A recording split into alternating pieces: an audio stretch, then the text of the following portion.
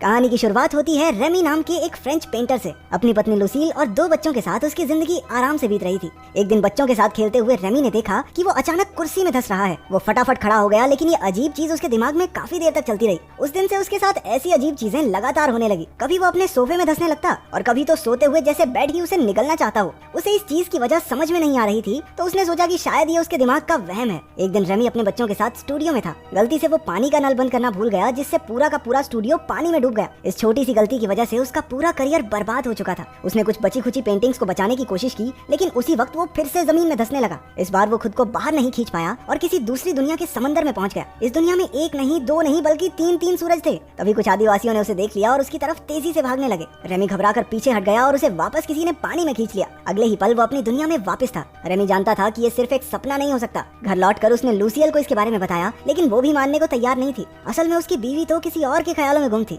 लूसियल को अपने boss doctor Geller से प्यार हो गया था और अब वो उसी के साथ रहना चाहती थी। एक ही दिन में रेमी अपने करियर के साथ साथ अपनी बीवी से भी हाथ धो बैठा था, मानो मुसीबतों का पहाड़ उस पर टूट पड़ा हो। रेमी ने फिर भी उससे शांति से बात करके प्रॉब्लम सॉल्व करने की कोशिश की, लेकिन लूसील तो डॉक्टर गेलर को उससे मिलाने के लिए घर ही ले आई थी। ये सब क्या चल रहा है? आशिक को पति से मिलाने घर ले आई? डर नहीं लगता इस औरत को? रेमी ने बिना कुछ कहे उन्हें अपनी मर्जी करने दी। उसने हताश होकर कहा कि वो कुछ ही दिनों में घर छोड़कर चला जाएगा। इसके बाद वो अपने परिवार के पास मदद मांगने पहुंचा। उन्होंने भी कुछ देर उसकी बात सुनी, लेकिन किसी ने ज्यादा ध्यान नहीं दिया। निराश होकर रेमी कॉफी बनाने के लिए रसोई में चला गया। एक बार फिर से अजीबोगरीब चीजें होने लगी। घर की बिल्ली अचानक हवा में ही जम गई। रेमी ने उसे पकड़कर इधर उधर घुमाया, लेकिन वो तो जैसे खिलौना बन गई थी। उसने अपने परिवार को आवाज लगाई, लेकिन उसे एहसास हुआ कि उसके आसपास की सारी चीजें थम सी गई हैं। समय एक ही जगह पर रुक चुका था। जमीन भी धीरे धीरे लिक्विड बनने लगी और रेमी एक बार फिर से उसमें धंसता जा रहा था। आँख खुली तो उसने देखा कि वो जंगल के बीचों बीच था। उसने आगे चलकर देखा कि कुछ आदिवासी एक जानवर को मारकर पका रहे थे। उसने उनसे मदद मांगी, लेकिन वो रेमी को ही अपना खाना बनाने के लिए उसके पीछे भागने लगे। रेमी भी अपनी जान बचाने के लिए ट्रेन की स्पीड से भागा। कुछ ही देर में वो एक गाँव में पहुंचा और एक गुफा में जाकर छिप गया।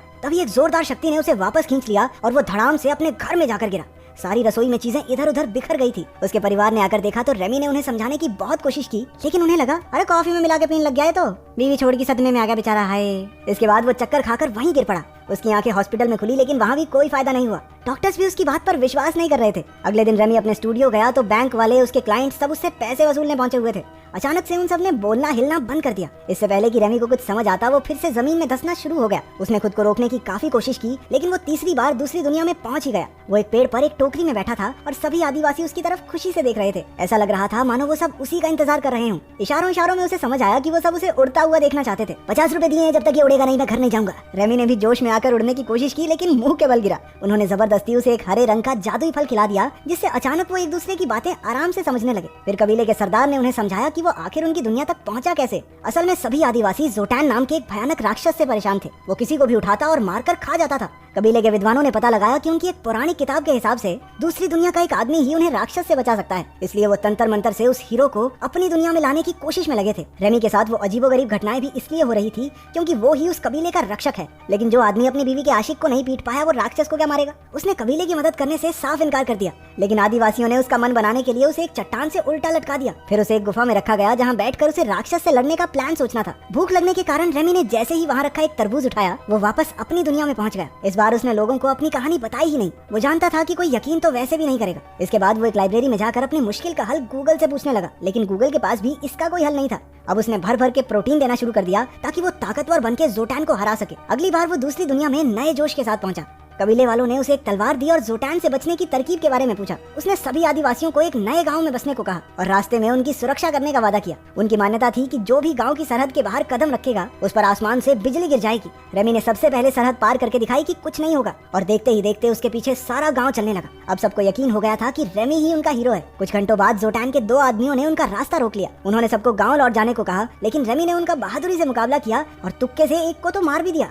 कुछ देर बाद उन्हें खबर मिली कि जोटैन उनके कबीले पर हमला बोलने वाला है। अपनी दुनिया में वापस आकर रेमी ने युद्ध कला और इतिहास के बारे में किताबें पढ़नी शुरू कर दी। वो लड़ाई की टेक्निक्स और तरकीबों के बारे में पढ़ने और समझने लगा। उसे एहसास हुआ कि युद्ध जीतने के लिए लड़ने वालों में जोश जरूरी है। अगली बार जब वो उनसे मिला तो उसने एक जबरदस्त भाषण देकर उनमें अपने और अपने परिवार के लिए लड़ मिटने का जज्बा भर दिया। कबीले का हीरो होने की वजह से रेमी भैया को लड़कियों की कमी तो थी नहीं, लेकिन फिर भी वो किसी की तरफ आंख उठाकर तक नहीं देखता, क्योंकि वो अभी भी अपनी पत्नी से प्यार करता था। कुछ देर बाद वो अपनी दुनिया में वापस आया और अपने बेटे के साथ थोड़ा समय बिताने लगा। जब रेमी कबीले में लौटा तो उसने देखा कि लड़ाई तो पहले ही छिड़ चुकी थी। वो लोग जोटैन की आर्मी से बुरी तरह हार रहे थे और लोगों को मरने से बचाने के लिए वो वापस उन्हें अपने ठिकाने पर ले आया।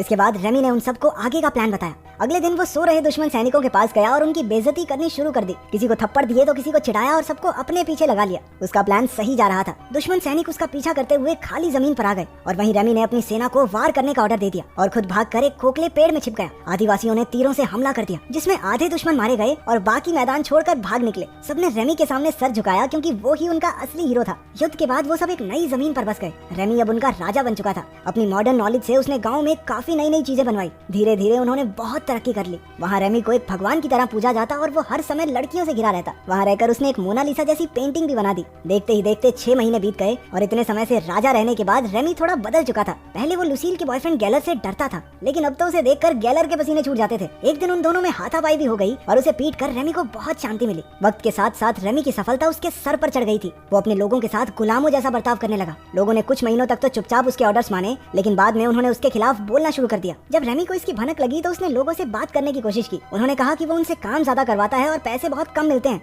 अब उन्हें आलीशान महलों की नहीं बल्कि लोगों की जिंदगी सुधारने की जरूरत है। रेमी ने उनसे समझौता करने की कोशिश भी की, लेकिन कोई फायदा नहीं हुआ। अब पानी उनके सर से ऊपर जा चुका था। विरोधियों ने उसे बंदी बनाकर गांव से बाहर फेंक दिया। इस घटना के बाद उसने अपना सबक सीख लिया था। अपनी दुनिया में वापस आकर रेमी ने एक दोस्त से मदद मांगी ताकि वो फिर से अपना स्टूडियो शुरू कर सके। उसने घमंड को अपनी जिंदगी से बिल्कुल निकाल फेंका। उसकी जिंदगी में डेल्फीन नाम की एक औरत आ गई और दोनों एक दूसरे को पसंद करने लगे। लेकिन जैसे ही डेल्फीन ने पहली बार रेमी को किस किया, वो एक बार फिर से दूसरी दुनिया में पहुंच गया। गांव के लोगों ने एक बार फिर से उसे बुलाया था क्योंकि मान्यता पूरी करने के लिए जोटैन को मारना जरूरी है। हालांकि रेमी इस सब में नहीं पड़ना चाहता था, लेकिन उन लोगों ने जबरदस्ती उसे जोटैन की गुफा में धक्का दे दिया।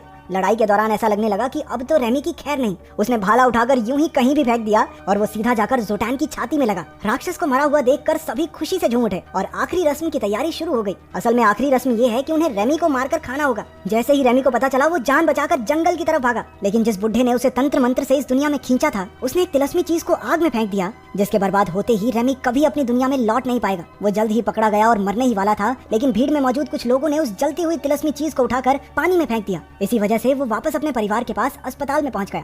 लुसील और डेल्फीन दोनों वहीं मौजूद थी। जब डेल्फीन को पता चला कि उनका डाइवोर्स अभी फाइनल नहीं हुआ है, तो उसने फिलहाल रेमी से दूर रहना ही सही समझा। उसे मरता देखकर लुसील को एहसास हुआ कि वो अब भी रेमी से ही प्यार करती है और वो बॉस के साथ चक्कर तो उसकी बहुत बड़ी गलती थी। कितनी दोगली औरत है ये। लेकिन अपने सख्त लौंडे रेमी ने कहा, ओके दीदी बाय। उधर दूसरी दुनिया में आदिवासियों ने रेमी का बहुत बड़ा स्टैचू बनाकर अपने हीरो के रूप में उसे याद